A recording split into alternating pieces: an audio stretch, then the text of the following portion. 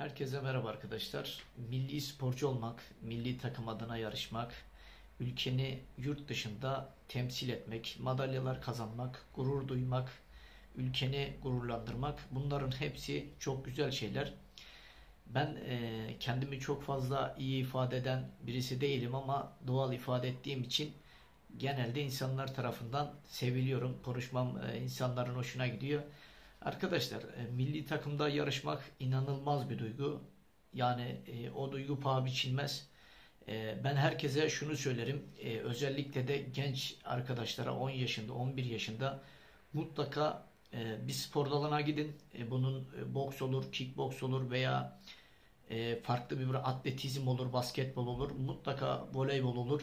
Bir branş adına yarışın ve o branşta en iyi olmaya çalışın. Tabii milli takıma gitmek, oradan mücadele etmek bunlar kolay şeyler değil ama mükafatı çok büyük. Örnek vereyim, antrenmanda döktüğünüz o ter, ettiğiniz o mücadelenin karşılığını milli takıma gittiğinizde, üniformayı giydiğinizde bütün yorgunluğunuz emin olun gidecek. Ve yurt dışında maçlar yaptığınızda, örnek vereyim müsabakalara katıldığınızda size daha fazla çalışmanızı isteyeceksiniz. Çünkü ülken adına yarışıyorsun, ülkeni temsil ediyorsun. Faydalı bir birey. Bu gerçekten çok önemli, çok çok önemli bir şey. Tabii milli takımda yarışmak kolay değil. Ben de milli takıma gittiğimde şu bir gerçek, bilgi donanımlı olman lazım, bilgili olman lazım. Yaptığın sporla ilgili çok donanımlı olman gerekiyor. Ben özellikle boks yaptığım için boksta teknik önemlidir. Her şey önemlidir. Bilgili olman, donanımlı olman gerekiyor. İlk başta gittiğimde gerçekten milli takımda çok zorlandım. Zorlamamın sebebi de boks tekniğimin biraz zayıf olmasıydı. Tamam, kaba kuvvet vardı, gücüm yerindeydi. Hani yürek de vardı ama şu bir gerçek, çok fazla yumruk alıyordu ve canım yanıyordu. Bu yüzden de hani dedim, milli takımı bırakıp gitsem mi acaba, tekrar mesela askeriyeden ağrı gelmiştim milli takıma, tekrar birliğime geri dönsem mi dedim. Ama sonunda dedim ki ne olursa olsun ben burada dişimi sıkacağım, sabredeceğim. Elimden geleni yapacağım, vazgeçmeyeceğim dedim. Sonrasında da tabii çok güzel şeyler yaşadım. İşte yurt dışında madalyalar kazandım. İyi boksörlere karşı galip gelmesini bildim. Ve çok şükür ki ülkemi elimden geldiği kadar o süre zarfında temsil ettim.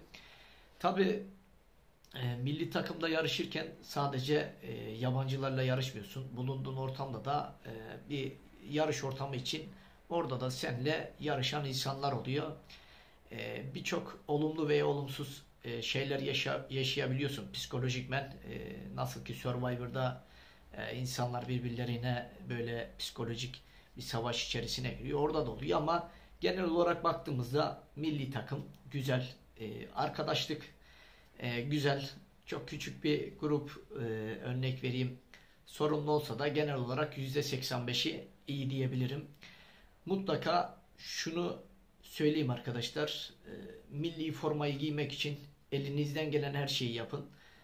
Ben şunu söyleyeyim, doğusundan batısına, Ege'sinden Akdeniz'ine, yani Karadeniz'ine, her kesimden gençlerin mutlaka o milli formayı giymek için canla başla çalışın. Mutlaka bir spor branşına yazılın. Beni şu an burada dinleyen herkese söylüyorum. Eğer ki bu sözümle birlikte siz bir branşa gidip yazıldığınızda, boks olsun, judo olsun, karate olsun veya herhangi bir spor dalı olsun, özellikle de şuna dikkat edin. Gittiğiniz spor dalının olimpik olmasına dikkat edin arkadaşlar. Olimpik bir spor branşına gittiğinizde olimpiyatlara katılıyorsunuz. Bu bambaşka bir duygu. Bu top nokta. Yani Avrupa şampiyonası var, dünya şampiyonası var, Akdeniz oyunları var, özel maçlar var ama bunların hepsinin zirvesinde olimpiyatlar 4 senede bir olur. Ama heyecanı her şeye değer. Benim de zaten en büyük hayalim boksta diyeyim, kendi branşımda olimpiyat şampiyonu olmak. Avrupa şampiyonluğu beni ülkeme madalya kazandıracağım ama hotmail etmeyecekti. Bu bir gerçek. Dünyadan da madalya alsam veya dünya şampiyonu olsam yine çok fazla mutlu olacaktım ama çok fazla değil. Ama olimpiyattan alacağım bir madalya değil yani şampiyonluk, yani sadece bir üçüncülük veya ikincilik değil. O şampiyonluğu aldığım zaman belki daha büyük bir duygu daha yaşamayacaktım. Çünkü benim hayalimdeki en büyük hayalim olimpiyat şampiyonu olmak. Ülkeme bokstaki olimpiyat altın madalyasını hediye etmek. Ama tabii bu olmadı. Nasip olmadı. Kısmet olmadı. Tabii önümüze çıkan engeller biraz tek başıma olduğum için, yani tek başıma yalnız kaldığım için bu engeli aşamadım. Bu engeli aşman için arkanda seni destekleyen bir grup olması lazım. Böyle bir grup olmadığı zaman kendi antrenör tarafından da desteklenmediğim için doğal olarak ben bu yarıştan bir şekilde bir oyun kurularak ben uzaklaştırıldım. Ama her zaman şunu söylüyorum. Her şeyde ne derler, bir hayır vardır. Belki kullardan görüyoruz ama kullardan da değil. Her şey Allah'tan gelir. Demek ki bizim için bu şekilde şu anki bulunduğumuz yerde olmak daha hayırlıymış. Çok şükür yine şükrediyoruz. Bundan sonraki süreçte ben belki olimpiyatlarda altın madalya alamadım ama olimpiyat sporcusu yarıştırarak olimpiyat altın madalyasını kazanabilecek bir sporcu yarıştırmak benim bir sonraki hayalim olacak. Ve bunu da yapmak için elimden gelen her şeyi yapacağım. Ve şuna da inanıyorum. Antrenörlüğüm sporculuğumdan daha iyi olacak. Spor döneminde tamam başarılıydım. Madalyalarım vardı. Ama antrenörlükte daha başarılı olacağımı düşünüyorum. Çünkü eğer ki kim olursa olsun, nerede olursa olsun, hangi ülkeden önemli değil, sporcu olsun veya antrenör olsun, gözlem kabiliyeti çok yüksek olan antrenörler veya sporcular gerçekten hayatta hep başarılı olmuştur. Yaptığı spor branşında ben de bu alanda başarılı olacağıma inanıyorum. Çünkü inanmazsanız zaten başarı gelmez. Arkadaşlar, milli takımda yer alıyorsanız şunu unutmayın. Mutlaka önce ortamı bir çözün. Kimlerin neler yaptığına dikkat edin. Ona göre kendi yerinizi orada belirleyin. Elinizden geldiği kadar sakin olmaya çalışın. Yani birileri bir adaletsizliğe de uğradığınızda yine sessiz kalın.